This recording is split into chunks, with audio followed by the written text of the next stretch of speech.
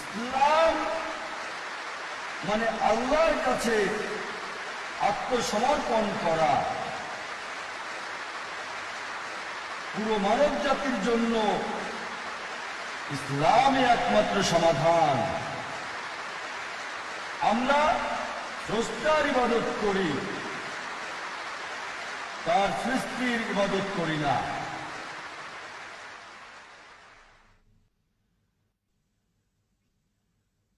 আলহামদুলিল্লাহ ওয়াসসালাতু ওয়াসসালাম আলা রাসূলিল্লাহ ওয়া আলা আলিহি ওয়া সাহবিহি আজমাইন, আম্মা বাদ। আউযু বিল্লাহি মিনাশ শাইতানির রাজীম, বিসমিল্লাহির রহমানির রহিম। ওয়া মা খালাকতুল জিন্না ওয়াল ইনসা ইল্লা লিয়াবুদুন।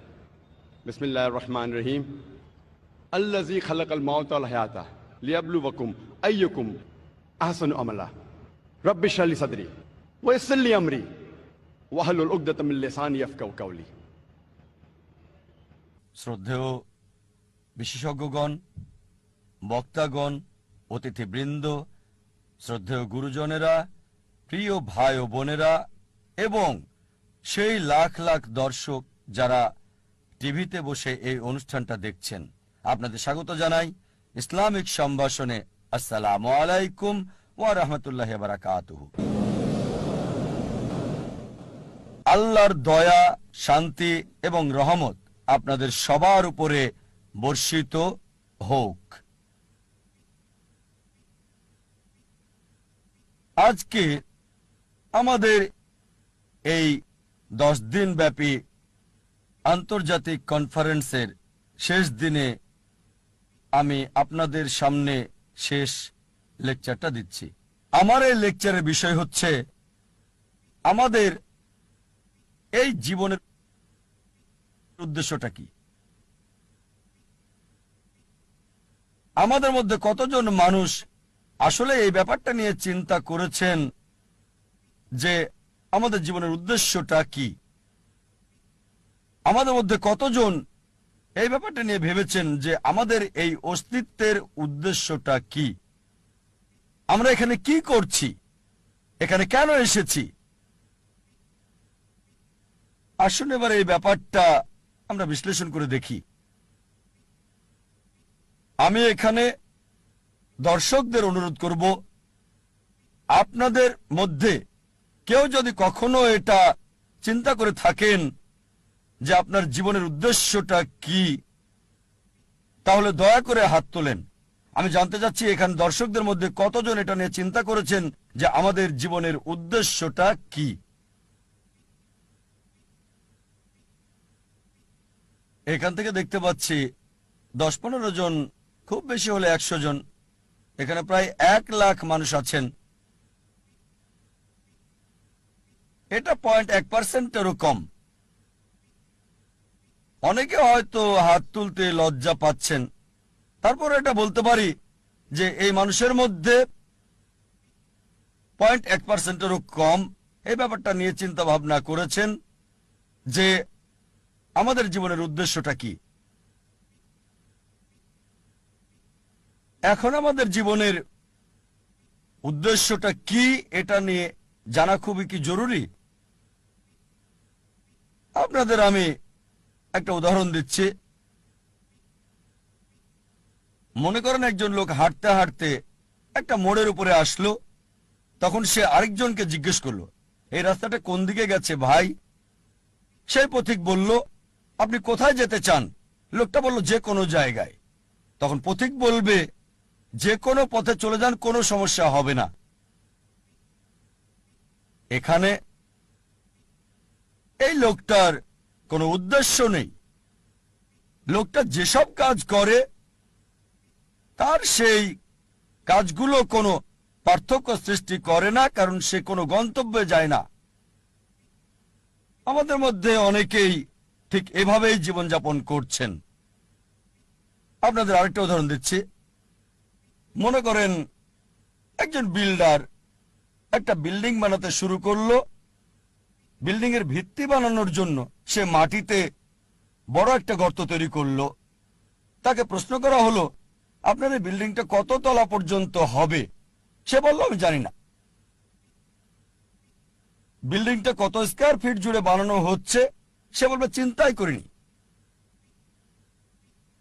সেই বিল্ডারের কোনো উদ্দেশ্যই নেই। একবার একজন লোক তার প্রতিবেশীকে বলল, আপনার কুকুরটা সব সময় গাড়ি দেখলে তার পিছনে ধাওয়া করে। ভাবছি এই কুকুরটা কখনো কি গাড়িটাকে ধরতে পারবে? প্রতিবেশী উত্তর দিল, কোনো গাড়িকে ধরতে পারবে কিনা সেটা নিয়ে ভাবছি না, আমি ভাবছি গাড়িটা ধরতে পারলে কুকুরটা তখন কি করবে। যে লোকটা বলছে কখনো ধরতে পারবে কিনা জানি না, সে বুঝতে পারছে না। আর প্রতিবেশী কুকুরটার মালিক, সে কিন্তু বুঝতে পারছে গাড়িটাকে ধরতে পারলে সে কুকুরটা তখন কি করবে। এখানে কুকুরটার উদ্দেশ্যটা কি? দুর্ভাগ্যজনকভাবে আমাদের অনেকেই আমাদের জীবনটাকে এভাবেই পার করে দিচ্ছি। এই কুকুরটার মতোই লোকজন গ্র্যাজুয়েশন করে, তাদের জিজ্ঞেস করবেন আপনি গ্র্যাজুয়েশন করছেন কেন? তারা কারণটা জানে না। কারণটা এই যে তারা গ্র্যাজুয়েট হতে চায়। গ্র্যাজুয়েশন শেষ করে আপনি কি করবেন সে বলল আমি জানি না। আমাদের বেশিরভাগই জীবনটাকে পার করছি গন্তব্য ছাড়া লোকটার মতো, অথবা সেই কুকুরটার মতো যে গাড়িকে ধরতে পেছনে ছুটছে কোনো উদ্দেশ্য ছাড়াই। আমাদের অনেকেই আমরা না বুঝেই অন্য মানুষের উদ্দেশ্যকে নকল করি। কোন ছাত্রকে প্রশ্ন করবেন আপনি কমার্স পড়ছেন কেন? সে উত্তর দেবে কারণ আমার বন্ধু কমার্স পড়ছে। আবার অনেকেই বিভিন্ন অভিনেতা আর মডেলদের নকল করার চেষ্টা করে। তারা এটা না বুঝেই করে। একবার এক লোক গ্রাম থেকে বোম্বেতে আসলো বড়লোক হওয়ার জন্য। তাকে একবার প্রশ্ন করা হলো যে আপনি বোম্বেতে আসলেন কেন? সে তখন বলল আমি হিন্দি সিনেমায় দেখেছি অমিতাভ বচ্চন খুব গরিব ছিল, তারপর বোম্বেতে এসে এক রাতের মধ্যে অনেক বড়লোক হয়ে গেল। এজন্য আপনারা প্রায় দেখবেন বোম্বের আশেপাশের এলাকা থেকে লোকজন বোম্বেতে চলে আসে যাতে সে এক রাতে ধনী হয়ে যেতে পারে। এই কারণে আমরা দেখতে পাই বোম্বেতে বস্তির সংখ্যা বেড়েই যাচ্ছে। অনেক সময় আপনারা দেখবেন যে অভিনেতা আর মডেলরা ব্র্যান্ড অ্যাম্বাসাডর হয়, বিভিন্ন পণ্যের মার্কেটিংও করে।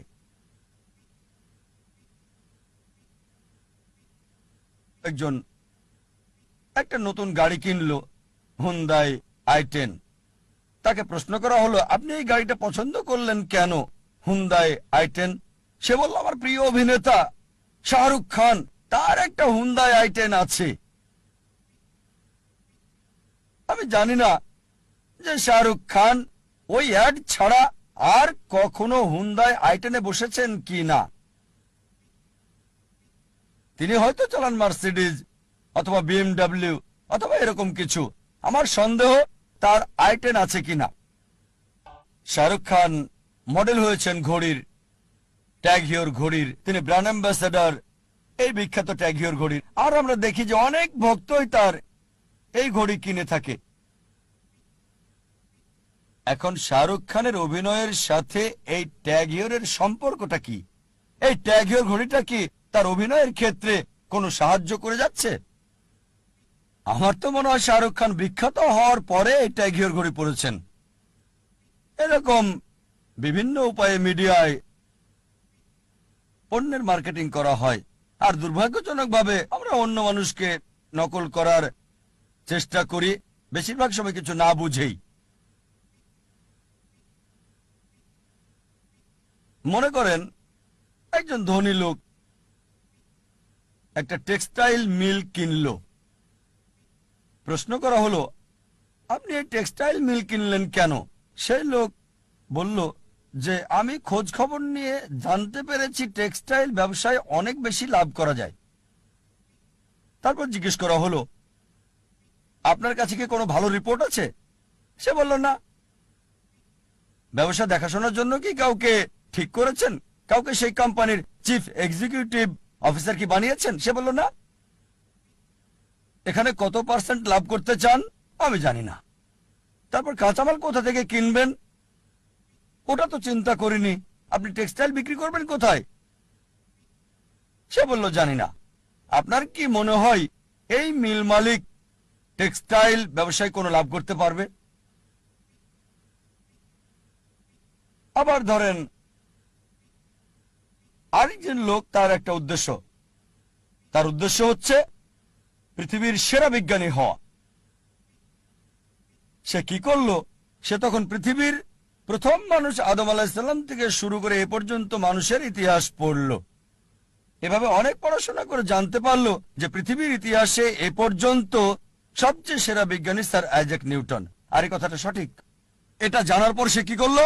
নিউটনের মতো হওয়ার জন্য সে মাথার চুল লম্বা রাখতে লাগলো, আইজ্যাক নিউটনের মতো কার্লি। তারপর জুতা পরতে লাগলো তার মতো। তারপর সে জামা কাপড়ও পরতে লাগলো। সেই লোক কি নিউটনের মতো বিজ্ঞানী হতে পারবে? তার একটা উদ্দেশ্য আছে,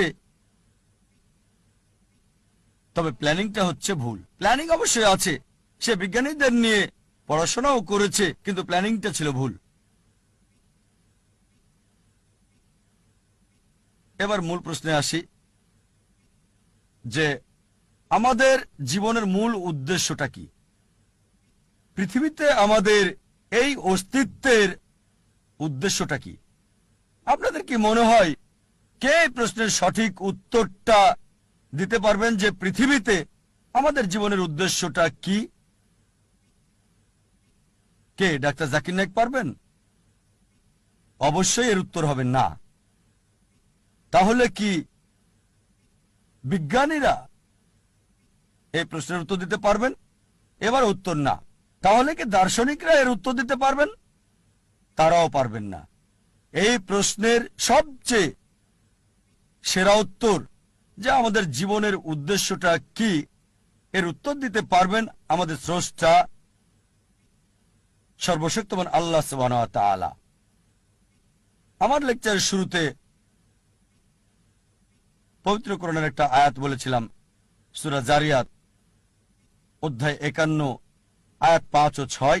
এখানে আল্লাহ বলেছেন, ওয়ামা খালাকতুল জিন্না ওয়াল ইনসা ইল্লা লিয়াবুদুন। আমি জিন এবং মানুষকে সৃষ্টি করেছি আমার ইবাদতের জন্য। জিন এবং মানুষকে সৃষ্টি করেছি শুধু আমার ইবাদতের জন্য। এখানে আরবি শব্দ হচ্ছে ইবাদা, মূল শব্দ আব থেকে এসেছে, যার অর্থ চাকর, এর মানে দাস। ইবাদা মানে নির্দেশ পালন, মানে গোলামি, এর মানে অনুগত, সমর্পণ করা। সংক্ষেপে ইবাদা মানে গোলামি বা আল্লাহ সুবহানাহু ওয়া তাআলার নির্দেশ মান্য করা। আমাদের স্রষ্টা সর্বশক্তিমান আল্লাহর যা কিছু আল্লাহ সুবহানাহু ওয়া তাআলা সর্বশক্তিমান আল্লাহ নির্দেশ দিয়েছেন আমরা মানি, এটাই হচ্ছে ইবাদা, এটাই প্রার্থনা। যেমন ধরেন আল্লাহ সুবহানাহু ওয়া তাআলা বলেছেন 5টি পিলার মানতে হবে। যদি তাওহীদে বিশ্বাস করেন যে কোনো উপাস্য নেই আল্লাহ ছাড়া, তাহলে ইবাদত করছেন, আপনি আল্লাহর উপাসনা করছেন। যদি প্রার্থনা করেন, সালাহ আদায় করেন, আপনি ইবাদত করছেন, আল্লাহ সুবহানাহু ওয়া তাআলার উপাসনা করছেন। যদি যাকাত দেন, বাধ্যতামূলক দান, ইবাদত করছেন, আল্লাহ সুবহানাহু ওয়া তাআলার উপাসনা করছেন। যদি রোজা রাখেন, ইবাদত করছেন, আল্লাহ সুবহানাহু ওয়া তাআলার উপাসনা করছেন। আল্লাহ কোরআনে বলেছেন যে প্রতিবেশীর হক আদায় করতে হবে, তাই যদি প্রতিবেশীর হক আদায় করেন, যেহেতু কোরআন বলছে সূরা মাউন অধ্যায় 107 আয়াত 7, তাহলে ইবাদত করছেন, আল্লাহ সুবহানাহু ওয়া তাআলার উপাসনা করছেন। যদি বিরত থাকেন যেগুলো থেকে সর্বশক্তিমান স্রষ্টা আল্লাহ সুবহানাহু ওয়া তাআলা বিরত থাকতে বলেছেন, তাহলে আপনি ইবাদত করছেন। যদি মদপান থেকে বিরত থাকেন, আপনি ইবাদত করছেন। যদি শুকর না খান, তাহলে আপনি ইবাদত করছেন, আল্লাহ সুবহানাহু ওয়া তাআলার উপাসনা করছেন। যদি বিরত থাকেন চুরি করা থেকে, ধোঁকা দেওয়া থেকে, মিথ্যে বলা থেকে আপনি ইবাদত করছেন, আল্লাহ সুবহানাহু ওয়া তাআলার উপাসনা করছেন। সংক্ষেপে আল্লাহ সুবহানাহু ওয়া তাআলার নির্দেশ মান্য করলে, নিজের ইচ্ছাকে আল্লাহর কাছে সমর্পণ করলে আপনি ইবাদত করছেন, আপনি আল্লাহ সুবহানাহু ওয়া তাআলার উপাসনা করছেন। আর মানুষের প্রতিটি কাজই ইবাদত করলে গণ্য হবে যদি দুটি শর্ত মানেন। এক নম্বর হচ্ছে কাজটি করা হবে কেবলমাত্র আমাদের স্রষ্টা আল্লাহ সুবহানাহু ওয়া তাআলার সন্তুষ্টির জন্য। দুই নম্বর হচ্ছে কাজটি করা হবে সুন্নাহ অনুসারে, সর্বশেষ এবং চূড়ান্ত নবী মুহাম্মদ সাল্লাল্লাহু আলাইহি সাল্লাম যেভাবে করেছেন। যদি আপনার কাজে